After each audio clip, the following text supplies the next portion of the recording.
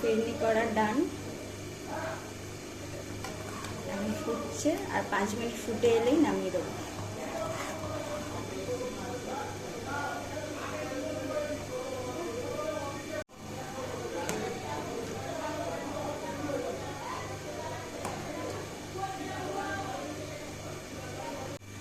এই যে সব কটা 5টা মাটির বাটিতে ঢেলে নিয়েছি, আর আরেকটু এক্সট্রা ছিল এটাতে রেখেছি। এবার এটাকে ডেকোরেশন করব কাজু বাদাম দিয়ে আর হচ্ছে স্যাফরন দিয়ে। আমার কাছে আমন্ডস নেই সেই কারণে।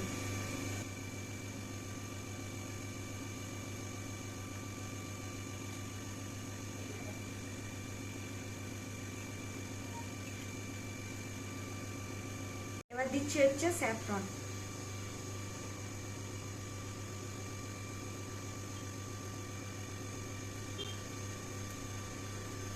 আমার ফাইনাল কমপ্লিট। কেমন লাগছে অবশ্যই জানিও, খেতে কেমন হয়েছে সেটা তো আমরা বলবো।